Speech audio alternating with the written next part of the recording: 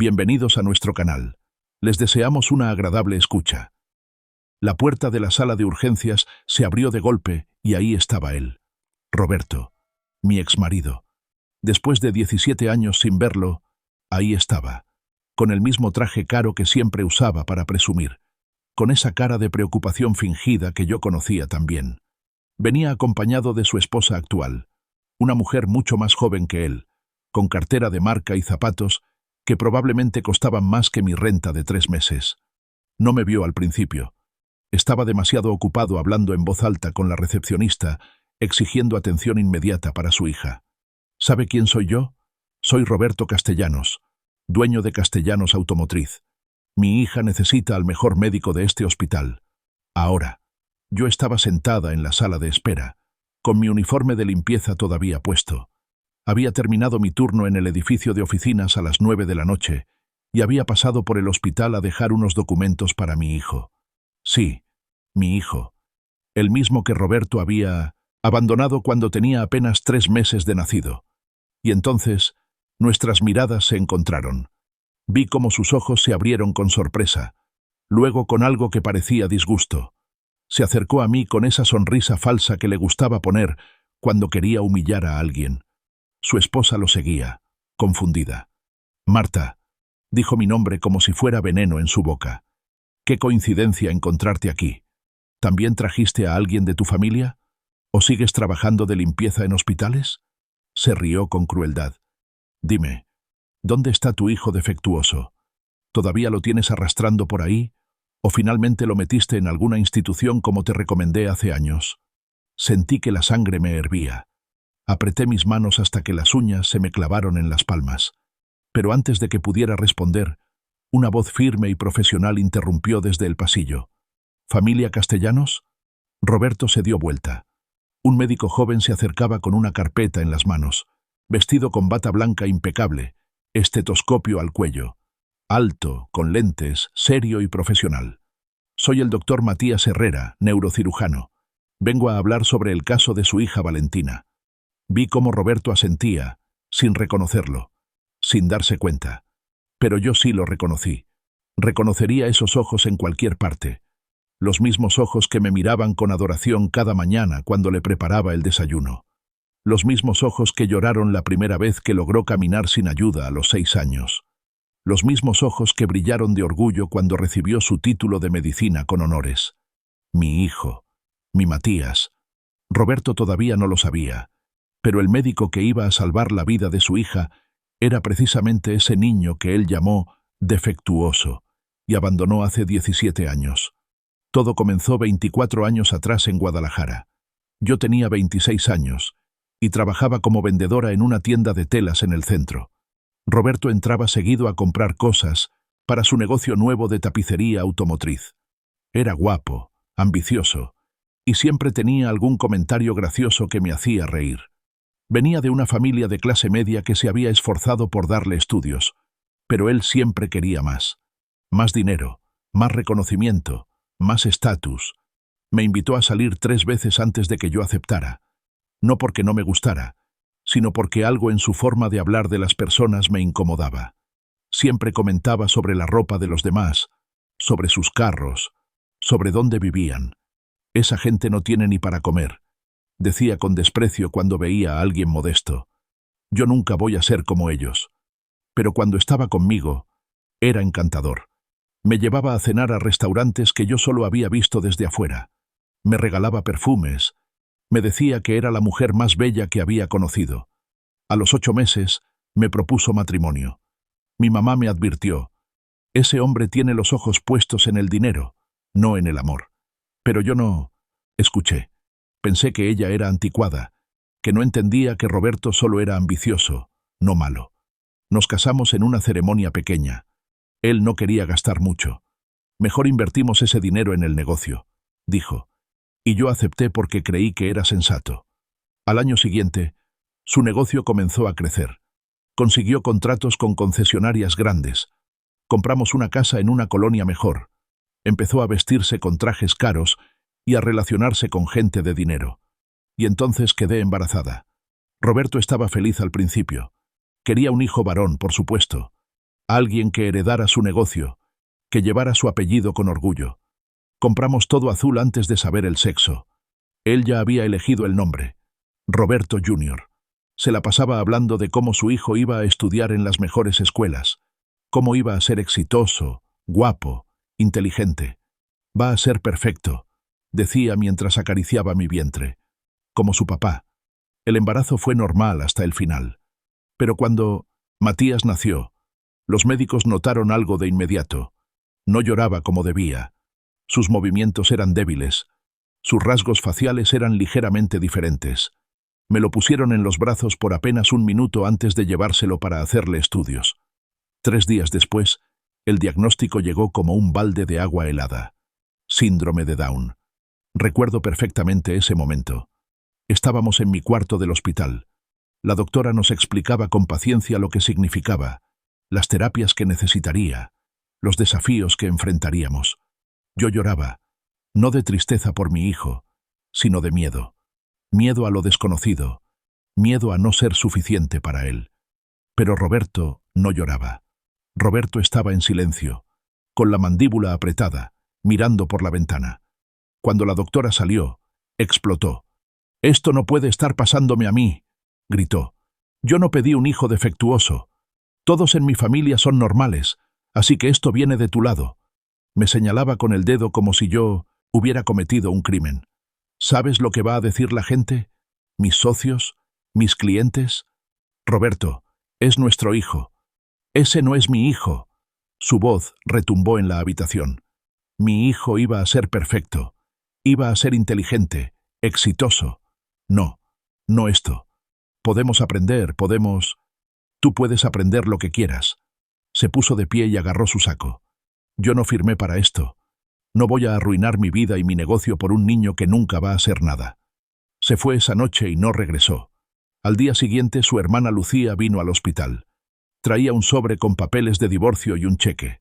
Roberto dice que esto debería cubrir tus gastos por un tiempo. Él no va a reconocer al niño legalmente. Es mejor así, Marta. Para todos. Tomé el cheque. Era por 15.000 pesos. Y lo rompí frente a ella. Dile a tu hermano que no necesito su dinero. Y dile que algún día se va a arrepentir de abandonar a este niño. Lucía negó con la cabeza con lástima. No seas tonta. Ese niño siempre va a ser una carga. Roberto te está haciendo un favor al dejarte libre para que rehaces tu vida. Vete, le dije, y no vuelvas. Salí del hospital una semana después con Matías en brazos, sin marido, sin dinero y sin idea de cómo iba a sobrevivir. Pero sabía una cosa con certeza. Ese niño era mío, y yo iba a pelear por él, aunque el mundo entero me dijera que era imposible. Mi mamá me recibió en su casa pequeña en una colonia humilde del sur de la ciudad. Era una casa de 2 cuartos que ella rentaba desde que mi papá había muerto. Aquí tienen su espacio, me dijo mientras señalaba el cuarto que había sido mío de niña. No es mucho, pero es de ustedes. Los primeros meses fueron los más duros de mi vida. Matías necesitaba terapias especiales, doctores especialistas, medicinas. Yo no tenía trabajo, y el dinero que había ahorrado durante el matrimonio se acabó en semanas. Mi exsuegra me llamó una vez para decirme que Roberto había conocido a alguien más, una mujer profesional, sin hijos, dijo con énfasis, alguien que puede ayudarlo a crecer. Colgué antes de decirle todo lo que pensaba. Conseguí trabajo donde pude. Primero en una tortillería, levantándome a las 4 de la mañana para hacer tortillas, luego limpiando casas, después como cajera en un súper. A veces tenía 2 o 3 trabajos al mismo tiempo. Mi mamá cuidaba a Matías mientras yo salía a buscar el dinero para sus terapias. Matías no era un bebé fácil. Lloraba mucho por las noches. Tenía problemas para alimentarse, y cada pequeño avance que otros bebés lograban en semanas a él le tomaba meses. Pero también era el niño más cariñoso que he conocido. Cuando finalmente aprendió a sonreír, a los 5 meses, era como si el sol saliera dentro de mi pecho. Me abrazaba con una fuerza que desmentía su fragilidad, y cuando yo llegaba cansada del trabajo, él gateaba hacia mí con una alegría que me hacía olvidar todo el dolor. Las terapias eran caras, pero encontré una clínica del gobierno que atendía a niños con necesidades especiales. Ahí conocí a la doctora Ramírez, una mujer mayor que se convirtió en mi ángel guardián. Este niño tiene algo especial, me dijo cuando Matías tenía 1 año. Mírale los ojos. Hay una inteligencia ahí que muchos no ven. Yo quería creerle, pero el mundo no me lo ponía fácil. Cuando intenté meterlo a una guardería para poder trabajar más horas, me rechazaron. No estamos equipados para niños así, dijeron con educación falsa. Cuando cumplió 3 años y busqué un kinder, la historia se repitió. Quizás sería mejor en una escuela especial. Sugerían con lástima en los ojos. Pero yo no quería lástima. Quería oportunidades. Finalmente encontré un kinder pequeño dirigido por unas monjas en la colonia. La hermana Teresa aceptó a Matías sin hacer preguntas. Todos los niños de Dios merecen educación, dijo simplemente. Le besé las manos de agradecimiento. Fue ahí donde comenzaron a pasar cosas que nadie esperaba. Matías aprendió sus colores antes que muchos niños normales. Luego aprendió los números. A los 4 años estaba leyendo palabras simples. La hermana Teresa me llamaba seguido para mostrarme sus dibujos, sus trabajos. Marta, este niño es brillante, me decía.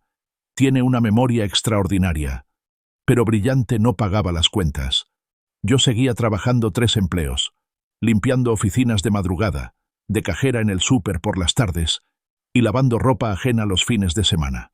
Dormía 4 o 5 horas por noche. Mi mamá me regañaba. Te vas a enfermar, hija. Pero ¿qué más podía hacer? Cada peso contaba. Las terapias de Matías, aunque subsidiadas, costaban. La comida costaba. Los útiles escolares costaban. Y Roberto, mientras tanto, construía su imperio. Me enteraba de él por las noticias locales. Empresario Roberto Castellanos abre segunda sucursal. Castellanos Automotriz firma contrato millonario. Lo veía en fotos de eventos sociales, siempre con traje nuevo, siempre sonriendo esa sonrisa falsa que yo conocía tan bien. Se había vuelto a casar a los 2 años de nuestro divorcio. Su nueva esposa era hija de un político local. Tuvieron una hija, Valentina. Las fotos de su familia perfecta aparecían en las revistas de sociales. Nunca preguntó por Matías, ni una sola vez en todos esos años. Era como si su hijo nunca hubiera existido.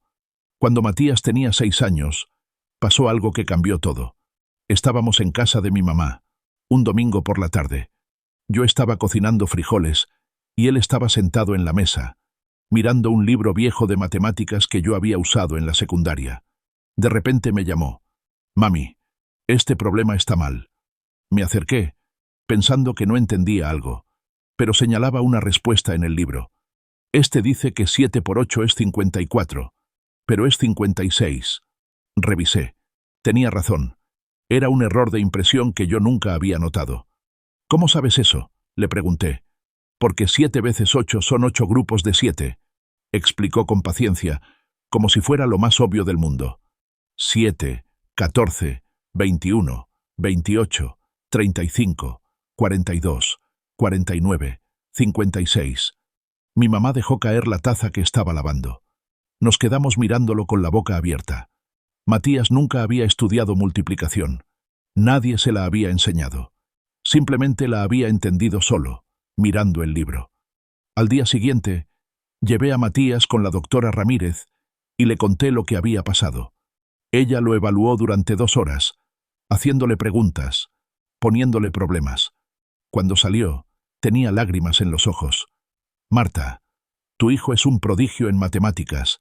Tiene una capacidad de cálculo y razonamiento lógico que he visto en muy pocos niños. Con o sin síndrome de Down, este niño es excepcional. Lloré ahí mismo, en Mínimo de en su oficina. Lloré de alivio, de orgullo, de miedo también, porque sabía que el mundo iba a ser aún más difícil para un niño brillante que no encajaba en sus categorías. Los siguientes años fueron una batalla constante contra el sistema. Encontrar una escuela primaria que aceptara a Matías fue una pesadilla. Las escuelas regulares decían que no tenían recursos. Las escuelas especiales decían que él era demasiado avanzado. Finalmente, una escuela pública pequeña lo aceptó a prueba. El primer día, una madre me detuvo en la puerta. ¿Ese es tu hijo?, preguntó señalando a Matías. Cuando asentí, frunció el ceño. Espero que no retrase a los demás niños. Mi hijo está aquí para aprender, no para hacer caridad. Me mordí la lengua para no responderle lo que pensaba. Pero Matías, que había escuchado todo, me apretó la mano. No te preocupes, mami. Voy a demostrarles. Y lo hizo. En 3 meses, Matías era el mejor alumno de su clase en matemáticas. En 1906 meses, estaba ayudando a otros niños con sus tareas. Su maestra, la señora Campos, me llamó para una junta. Pensé que había problemas, pero en cambio me dijo: su hijo necesita un programa más avanzado. Se está aburriendo con el material de primero. ¿Ha pensado en solicitar que se salte un grado? No lo había pensado porque no sabía que era posible. Pero con su ayuda, llenamos solicitudes. Hicimos exámenes. Matías saltó de primero a tercero de primaria. Tenía 7 años y estaba estudiando con niños de 9. Y seguía siendo el mejor de su clase. Pero no todo era color de rosa. Los otros niños lo molestaban. «Mongólico», le gritaban en el recreo. «Cara rara». «Retrasado». Matías llegaba a casa con los ojos rojos de llorar, preguntándome por qué era diferente, por qué lo odiaban. «No te odian», le decía mientras lo abrazaba. «Te tienen miedo, porque eres especial, y eso los asusta». «No quiero ser especial», sollozaba contra mi pecho. «Quiero ser normal». «Normal es aburrido», le decía, aunque por dentro mi corazón se partía. «Tú eres extraordinario, y algún día todos esos niños van a estar orgullosos de decir que te conocieron». No sé si me creía, pero se aferraba a mis palabras como a un salvavidas. Yo seguía trabajando sin parar. A los 40 años ya tenía canas y arrugas que me hacían ver mayor. Mis manos estaban ásperas de tanto limpiar pisos. Mis rodillas me dolían al subir escaleras. Pero cada vez que quería rendirme, miraba a Matías estudiando en la mesa de la cocina, con esa concentración absoluta que ponía en todo, y encontraba fuerzas para seguir. Cuando tenía 10 años, un evento cambió su vida. Hubo una olimpiada de matemáticas a nivel estatal. La señora Campos inscribió a Matías sin decirme, porque sabía que yo no tendría dinero para el viaje. Pero cuando Matías ganó el primer lugar de su categoría, la escuela decidió financiar su viaje a la competencia nacional. Recuerdo ese día como si fuera ayer. Matías en el escenario, con su diploma en las manos, sonriendo con esa sonrisa enorme que iluminaba cualquier cuarto. Los otros niños y padres aplaudiendo, algunos sorprendidos, otros admirados. Y yo en la audiencia, llorando de orgullo, deseando que Roberto pudiera verlo, deseando que se tragara sus palabras sobre el hijo defectuoso que nunca iba a ser nada. Pero también sabía que era mejor así. Matías no necesitaba un padre que solo lo quisiera por sus logros. Me tenía a mí, y yo lo quería incondicionalmente, con éxitos o sin ellos. La secundaria fue más fácil. Para entonces, Matías ya tenía reputación de ser brillante. Los maestros competían por tenerlo en sus clases. Seguía siendo diferente físicamente. Seguía teniendo algunos desafíos motores y sociales, pero su inteligencia era innegable. A los 13 años, me dijo que quería ser doctor. «Quiero ayudar a niños como yo», explicó, «para que sus mamás no tengan que llorar, como tú llorabas cuando pensabas que yo no te veía». Se me partió el corazón. «¿Me viste llorar?» «Siempre, mami. Y siempre me prometía que algún día iba a ganar suficiente dinero para que tú no tuvieras que trabajar tanto, para que pudieras descansar». Esa noche lloré hasta quedarme dormida, pero eran lágrimas de amor y gratitud. La preparatoria llegó con nuevos desafíos. Necesitábamos dinero para libros, uniformes, transporte.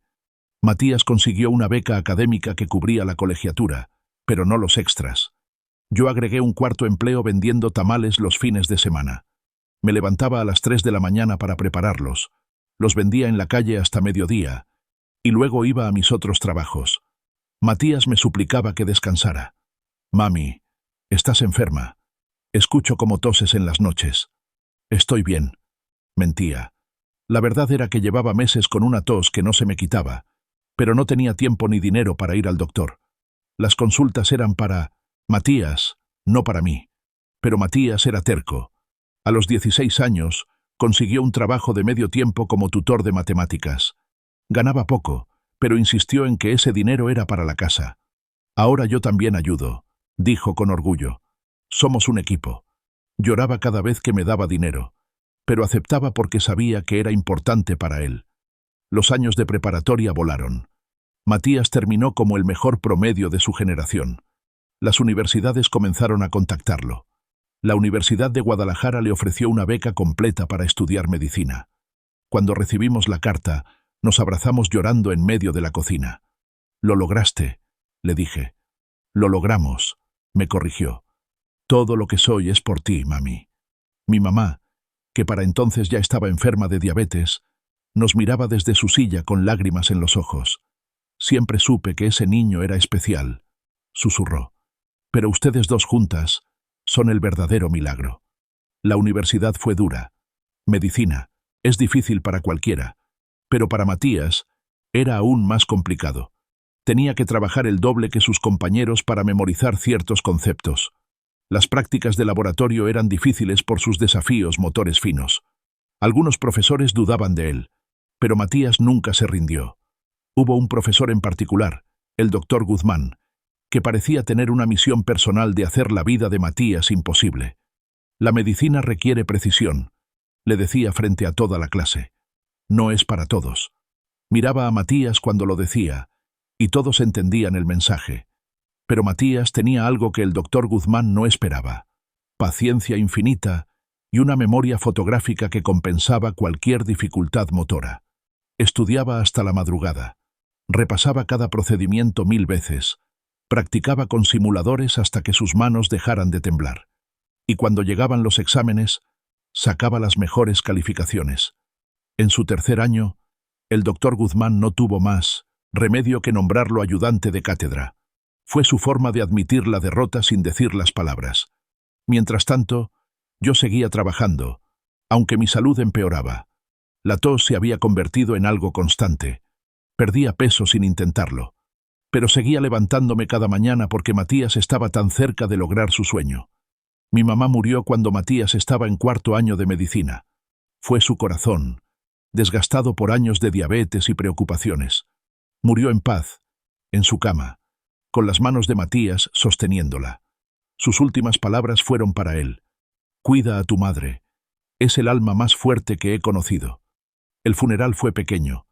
Algunos vecinos, compañeros de trabajo míos, profesores de Matías. Lloré más de lo que había llorado en años, no solo por perder a mi mamá, sino porque ella había sido mi única familia real, mi único apoyo incondicional, además de mi hijo. Después del funeral, Matías y yo nos mudamos a un departamento más pequeño, más barato. Era solo un cuarto con cocineta y baño, pero era nuestro. Él insistió en conseguir más horas de trabajo como tutor para ayudar con la renta. Yo le insistí en que se concentrara en sus estudios. «Mami, déjame ayudar», me decía. «Ya no eres tú sola contra el mundo. Ahora somos equipo». Y tenía razón. Éramos equipo. Siempre lo habíamos sido. En 5º año de medicina, Matías comenzó sus rotaciones en hospitales. Venía a casa con historias increíbles, cirugías que había presenciado, pacientes que había ayudado a diagnosticar, médicos que lo mentoreaban. Pero también venía con historias tristes, familias que no podían pagar tratamientos, niños enfermos sin recursos, gente muriendo por falta de acceso a atención médica. «Es injusto», me decía mientras cenábamos frijoles con tortillas. «Hay personas que gastan en un carro lo que salvaría 20 vidas». Pensé en Roberto y su empresa de lujo, su casa grande, sus trajes caros, pero no dije nada. Hacía años que había decidido no envenenar a mi hijo con resentimiento hacia el hombre que lo abandonó. Cuando Matías se graduó de medicina, a los 25 años, fue uno de los mejores 5 estudiantes de su generación. La ceremonia fue en el auditorio principal de la universidad. Yo estaba en primera fila, con un vestido que había comprado usado pero limpio y planchado. Cuando llamaron su nombre y subió al escenario, lloré como nunca antes. «Doctor Matías Herrera», dijo el rector mientras le entregaba su título, «con mención honorífica por excelencia académica». El auditorio estalló en aplausos. Matías buscó mi mirada desde el escenario y me dedicó una sonrisa enorme. Luego hizo algo que no olvidaré jamás. Señaló hacia mí y puso su mano sobre el corazón. Era su forma de decir que ese título también era mío. Después de la ceremonia, Algunos de sus profesores vinieron a felicitarme. Su hijo es excepcional, me decían. Va a llegar muy lejos. Incluso el doctor Guzmán, ese que tanto lo había criticado, se acercó. Me equivoqué con su hijo, admitió con dificultad. Es uno de los mejores médicos que he visto en 30 años de enseñanza. Y usted, señora, es la razón por la que él es así. Esa noche, Matías y yo celebramos con tacos de carnitas de un puesto en la esquina. No teníamos dinero para restaurantes elegantes, pero no nos importaba.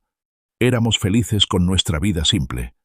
Ahora vienen los años de residencia, me dijo mientras comía. Voy a especializarme en neurocirugía.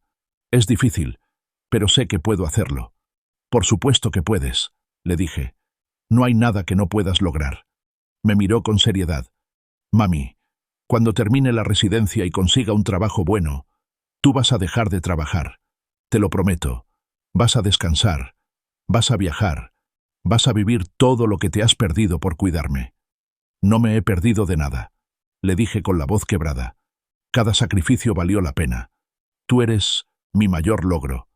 Y tú eres el mío, respondió. La residencia en neurocirugía fue brutal.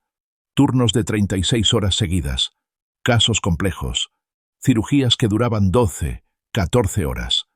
Matías llegaba a casa tan cansado que apenas podía comer antes de quedarse dormido. Pero nunca se quejó. Amaba lo que hacía. Mientras tanto, mi salud seguía deteriorándose. La tos ahora venía acompañada de dolor en el pecho. Perdí tanto peso que mi ropa me quedaba enorme. Pero le escondía todo a Matías. No quería distraerlo de sus estudios. Fue una compañera de trabajo quien finalmente me obligó a ir al doctor. Marta, te estás muriendo frente a nuestros ojos, me dijo mi amiga Josefina. Tienes que ir al hospital. Fui a escondidas. Un día que Matías tenía guardia de 24 horas. Los exámenes revelaron lo que yo ya sospechaba. Neumonía crónica, desnutrición severa y principios de insuficiencia cardíaca. Años de trabajar en exceso, de no comer bien, de priorizar todo menos a mí misma, habían cobrado su precio.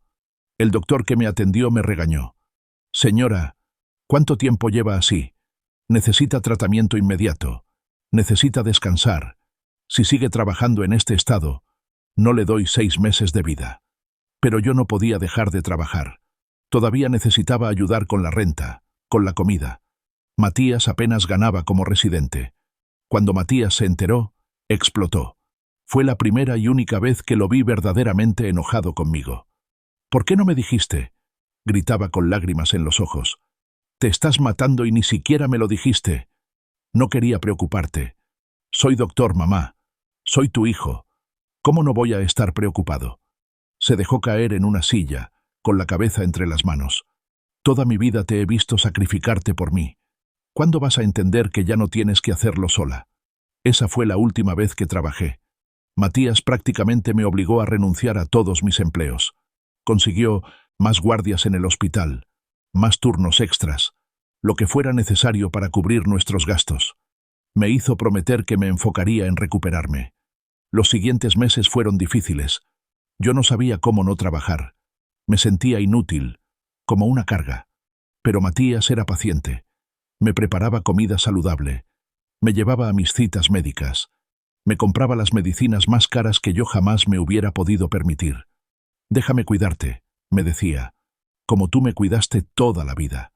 Lentamente, comencé a recuperarme. El peso regresó. La tos disminuyó. El color volvió a mi cara. Y con la salud, volvió también algo que había olvidado. La esperanza de tener una vida más allá de la supervivencia. Matías completó su residencia con honores. A los 30 años, era uno de los neurocirujanos más jóvenes y prometedores de Guadalajara. Le ofrecieron puestos en varios hospitales importantes. Escogió el Hospital Civil, el mismo hospital donde había nacido, porque era donde podía ayudar a más gente que lo necesitaba. Su primer sueldo como neurocirujano fue el día que cambió nuestras vidas. Rentó un departamento de 2 recámaras en una colonia segura. Compró muebles nuevos. Me llevó a un supermercado y me dijo, «Compra todo lo que quieras, mami. Todo, sin mirar precios». Lloré en el pasillo de cereales. Después de 47 años de contar cada peso, de comprar solo lo más barato, de renunciar a todo. Podía simplemente elegir. Era abrumador y hermoso a la vez. Esa noche, en nuestro departamento nuevo, con muebles que no eran prestados ni de segunda mano, cenamos en una mesa real con sillas que no se tambaleaban. Matías levantó su vaso de agua. Por nosotros, dijo, por haber sobrevivido, por haber demostrado que se equivocaron. Por ti, le dije, por ser el hombre más extraordinario que he conocido. Por ti, insistió, por ser la madre más fuerte del mundo. Brindamos con nuestros vasos de agua como si fueran champán del más caro. Los siguientes años fueron los mejores de mi vida. Matías se convirtió en una estrella en su hospital. Sus cirugías complejas salvaban vidas que otros consideraban perdidas. Las familias le agradecían con lágrimas, con abrazos, con bendiciones. Los medios comenzaron a hablar de él. El joven neurocirujano que desafía los pronósticos. El doctor que nació para salvar vidas. Algunos artículos mencionaban su síndrome de Down.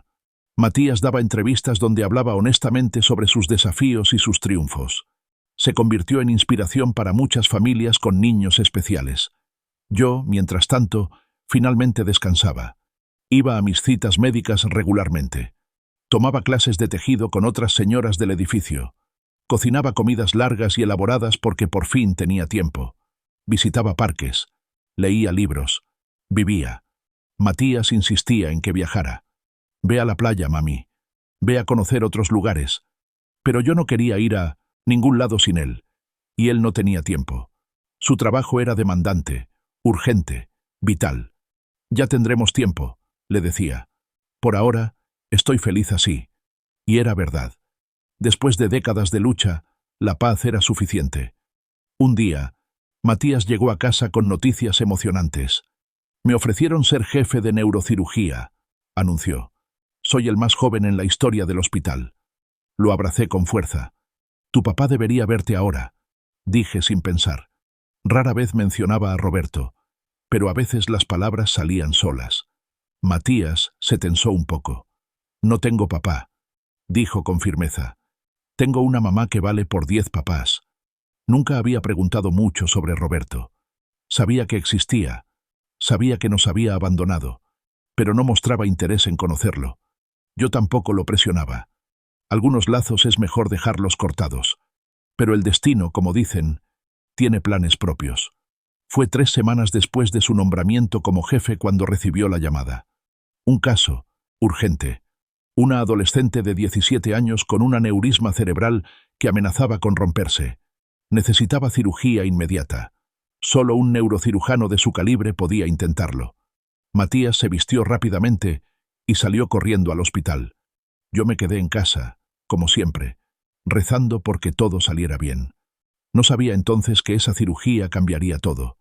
No sabía que esa adolescente era Valentina Castellanos. No sabía que Roberto, después de 17 años, estaba a punto de descubrir que el hijo que había llamado defectuoso era ahora el único que podía salvar a su hija perfecta. Cuando Matías me llamó esa noche, después de la cirugía, su voz sonaba extraña, cansada, pero también algo más, algo que no podía identificar. ¿Cómo te fue?, pregunté. La cirugía fue exitosa, dijo. La paciente va a estar bien. Eso es maravilloso. Hubo una pausa larga, demasiado larga. Mami, hay algo que necesitas saber. La paciente es Valentina Castellanos. El mundo se detuvo. Ese apellido, ese maldito apellido que no había escuchado en años. ¿Castellanos?, susurré. Sí, es la hija de Roberto Castellanos. Mi medio hermana. No pude hablar. El teléfono casi se me cae de las manos. Él está aquí, mami. Roberto está aquí en el hospital. Vino corriendo cuando le dijeron que su hija necesitaba cirugía de emergencia, pero no me reconoció. No sabe quién soy. Matías, necesito que vengas al hospital, dijo con voz firme. Mañana por la mañana. Hay algo que necesita pasar, y te necesito aquí cuando pase. ¿Qué va a pasar? Justicia, dijo simplemente. Después de 17 años, va a haber justicia. Esa noche no dormí. Di vueltas en la cama, reviviendo cada momento de esos primeros meses después del nacimiento de Matías. Las palabras crueles de Roberto, su rechazo, el cheque roto, los años de lucha que siguieron. Y ahora, después de todo ese tiempo, el universo nos ponía a los tres en el mismo lugar. A las 7 de la mañana me vestí con cuidado. Elegí un vestido sencillo pero digno, de color azul marino. Me peiné, me maquillé ligeramente. Quería que Roberto me viera y supiera que había sobrevivido, que habíamos sobrevivido, que no nos había destruido. Matías me estaba esperando en la entrada del hospital. Me abrazó fuerte. ¿Estás lista?, preguntó. ¿Lista para qué exactamente? Para cerrar un capítulo, dijo, para que él sepa la verdad. Me tomó de la mano y entramos juntos. Fue entonces cuando vi la escena con la que empecé esta historia. Roberto en la sala de espera, impaciente, arrogante, con su esposa joven al lado. Me vio, me reconoció, y no pudo resistir la oportunidad de humillarme una vez más. ¿Dónde está tu hijo defectuoso?, me preguntó con esa sonrisa cruel. Y entonces Matías apareció, con su bata blanca, su estetoscopio, su presencia profesional y segura. ¿Familia Castellanos?, dijo con voz clara. Soy el doctor Matías Herrera, neurocirujano. Vengo a hablar sobre el caso de su hija Valentina. Vi el momento exacto en que Roberto comenzó a procesar la información. Primero miró a Matías con la actitud de alguien acostumbrado a dar órdenes a los médicos. Luego sus ojos se detuvieron en el apellido en la placa del doctor. Herrera, mi apellido de soltera. El apellido que Matías llevaba porque su padre había rechazado darle el suyo. Valentina tuvo un aneurisma cerebral que se rompió anoche, explicaba Matías con profesionalismo. Fue una cirugía compleja, pero exitosa.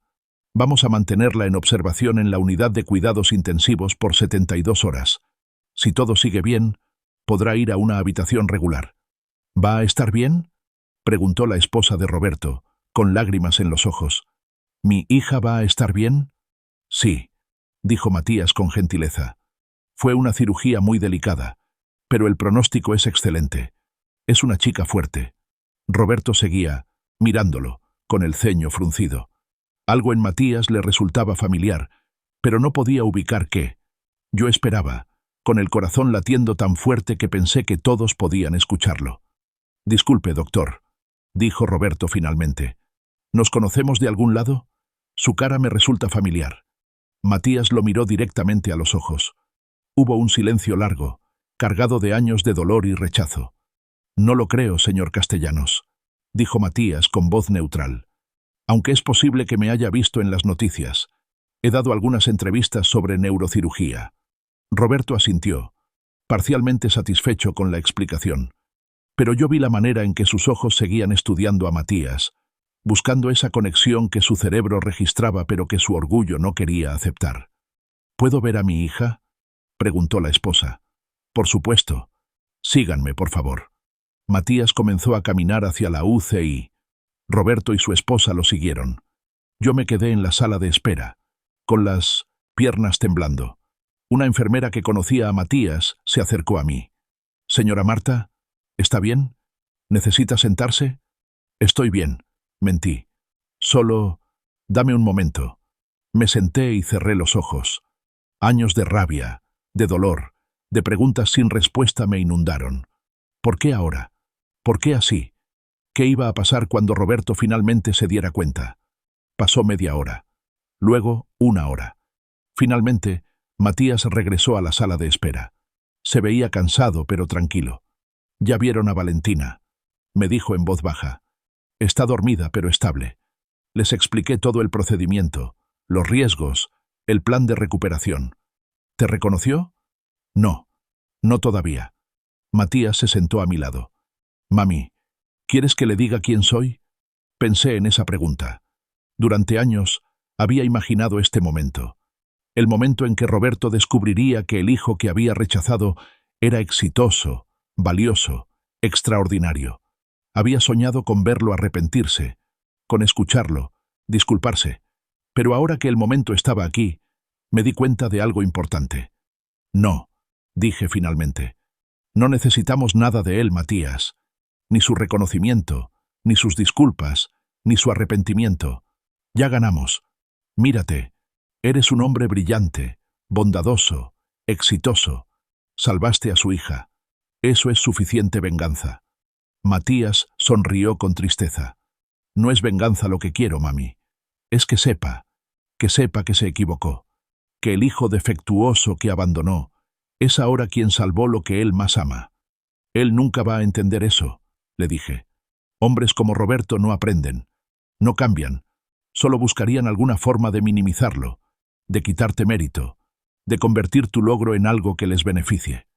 Tienes razón, admitió Matías, pero vi en sus ojos que la decisión ya estaba tomada.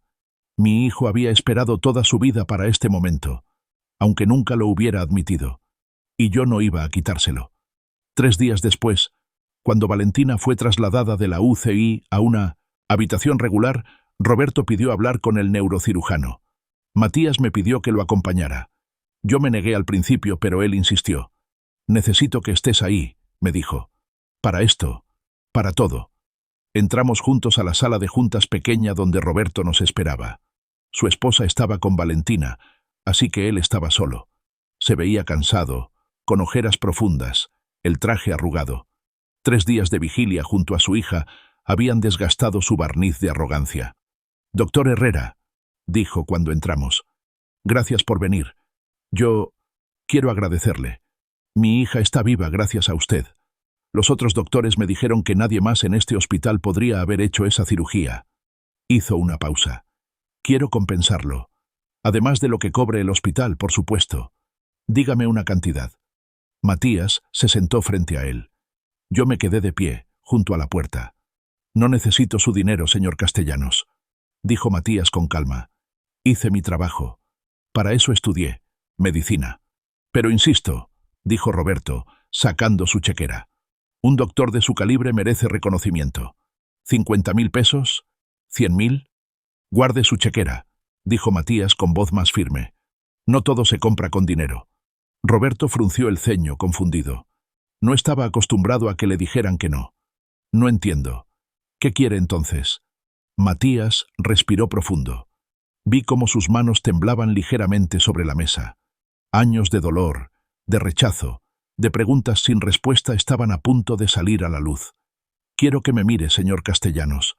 Que me mire bien». Roberto lo miró, todavía confundido. «Lo estoy mirando. ¿De verdad no me reconoce? Ya le dije que su cara me resulta familiar, pero no». «Tengo 30 años», dijo Matías. «Nací el 12 de marzo de 1996 en este mismo hospital. Mi madre estuvo en labor de parto 16 horas. Cuando nací, los doctores notaron de inmediato que algo era diferente. Me diagnosticaron síndrome de Down». Vi cómo el color abandonaba la cara de Roberto. Sus ojos se abrieron con horror y reconocimiento. «No», susurró. «No puede ser. Mi padre», continuó Matías, con voz que temblaba pero no se quebraba, «me vio una sola vez.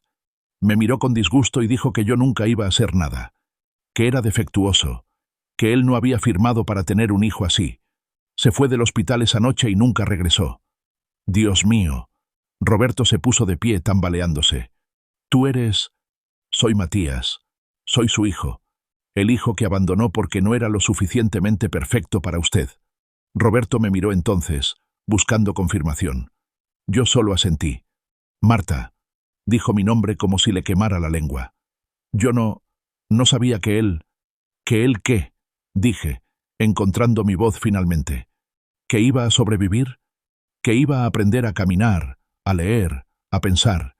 ¿Que iba a convertirse en uno de los mejores neurocirujanos de Jalisco? Yo pensaste que iba a ser una carga». Terminé por él. «Pensaste que tu vida sería más fácil sin él. Pensaste que podías simplemente borrarnos de tu historia y construir una familia nueva, perfecta, sin problemas». Roberto se dejó caer en su silla, con la cabeza entre las manos. Yo era joven, tenía miedo.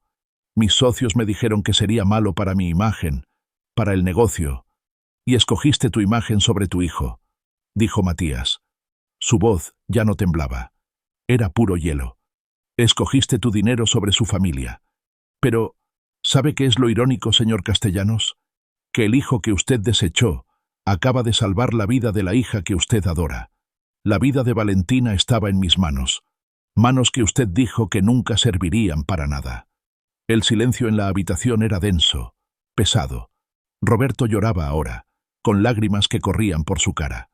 Pero no eran lágrimas que me conmovieran. Eran lágrimas de vergüenza, no de arrepentimiento genuino. «Lo siento», susurró. «Dios mío, lo siento tanto». «No lo siente», dijo Matías poniéndose de pie. «Siente que lo descubrieron. Siente que su imagen perfecta tiene una grieta. Pero no siente haber abandonado a un bebé de 3 meses. No siente haberle dicho a mi madre que me metiera en una institución.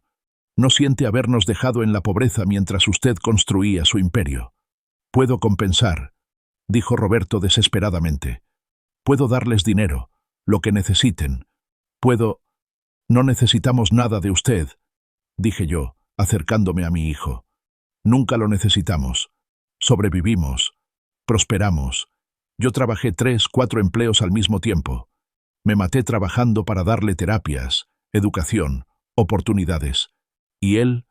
Puse mi mano en el hombro de Matías con orgullo. «Él superó cada obstáculo, cada pronóstico negativo, cada persona que dijo que no podía. Y lo hizo sin usted. Por favor». Roberto se puso de pie, extendiendo las manos hacia Matías. «Déjame ser parte de tu vida ahora. Déjame conocerte. Déjame compensar». «¿Compensar?» Matías soltó una risa sin humor. «No hay forma de compensar 30 años de ausencia. No hay forma de compensar las noches que mi madre lloró porque no tenía dinero para mis medicinas.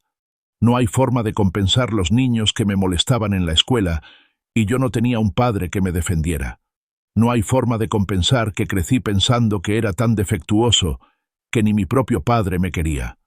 Matías, por favor, voy a cuidar de Valentina», interrumpió Matías, «porque es mi trabajo y porque ella no tiene la culpa de sus decisiones. Pero usted y yo no tenemos ninguna relación. Usted no es mi padre. Nunca lo fue.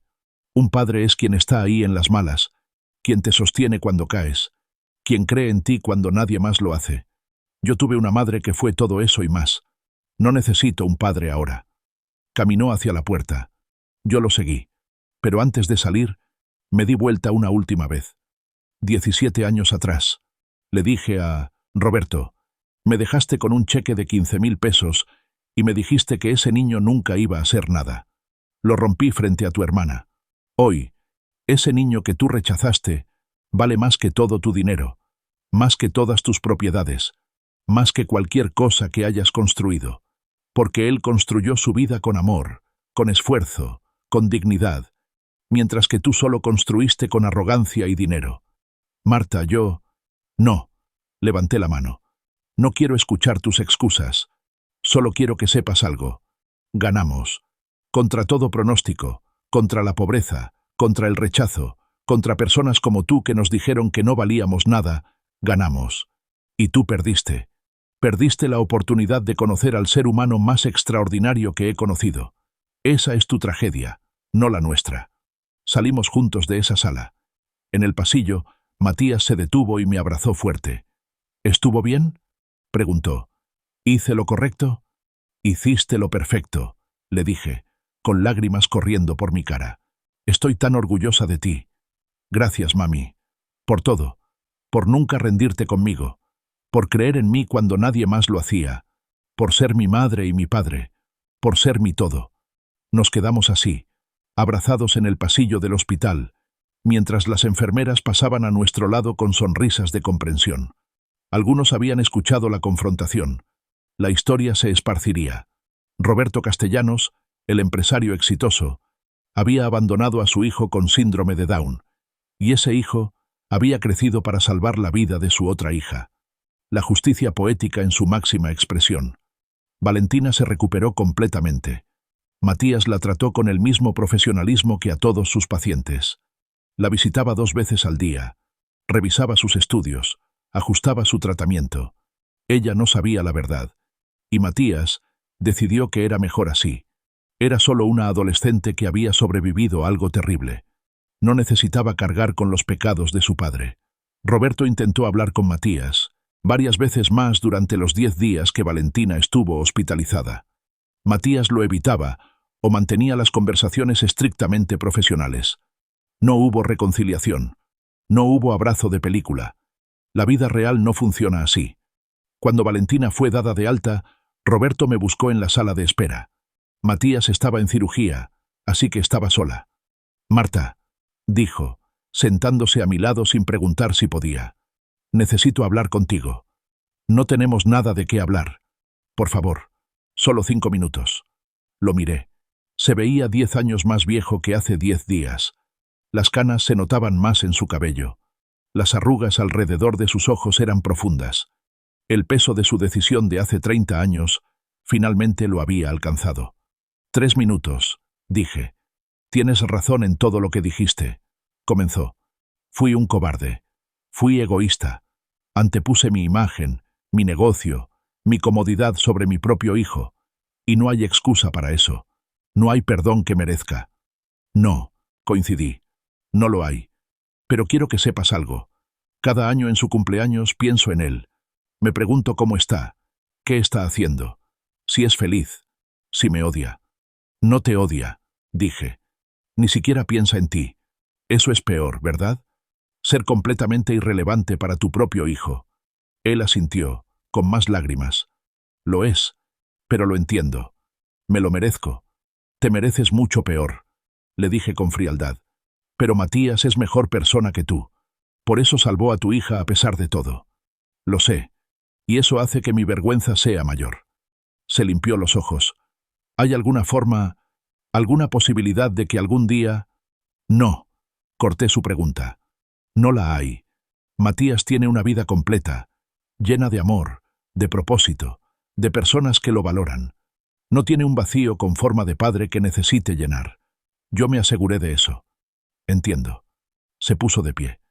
«Gracias por escucharme. Y gracias por ser una madre increíble para él. Por darle todo lo que yo no fui capaz de dar. No lo hice por ti», le dije.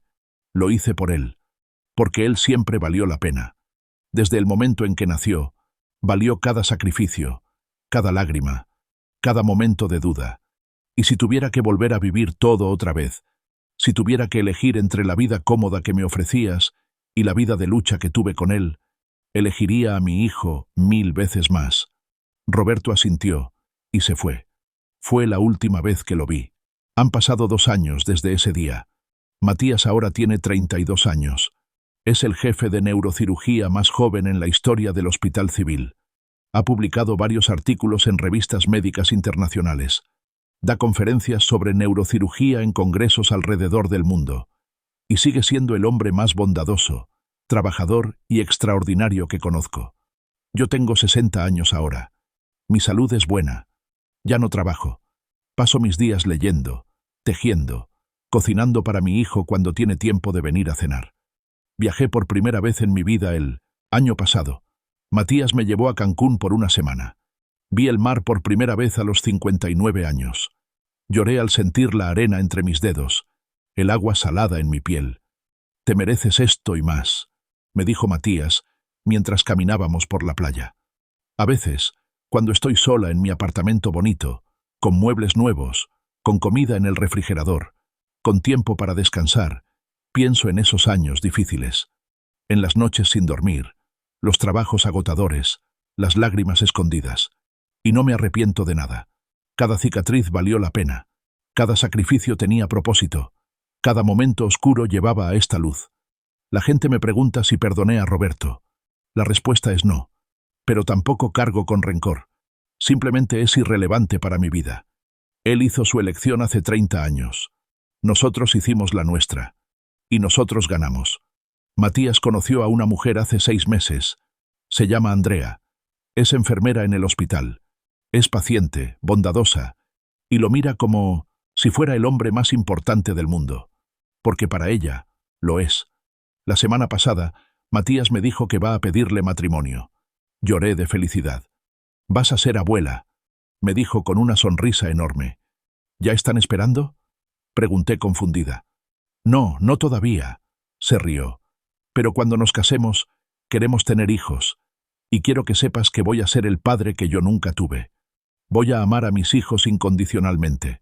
sin importar si nacen perfectos o con desafíos, porque tú me enseñaste que el amor verdadero no tiene condiciones. Lo abracé fuerte, con el corazón lleno de orgullo y amor. Esta es mi historia, la historia de un hijo defectuoso que creció para salvar vidas, la historia de una madre que eligió el amor sobre la comodidad, la historia de dos personas que demostraron que los pronósticos no definen el destino, que las limitaciones no determinan el valor y que el amor incondicional puede vencer cualquier obstáculo. Roberto tenía razón en una cosa. Criar a Matías no fue fácil. Fue la cosa más difícil que he hecho en mi vida. Pero también fue lo mejor. Y si pudiera volver atrás, al hospital, hace 30 años, cuando el doctor me dijo que mi bebé tenía síndrome de Down, y Roberto me dio a elegir entre él o el niño, haría exactamente la misma elección. Porque Matías no es mi hijo defectuoso, es mi hijo perfecto, y yo soy la madre más afortunada del mundo.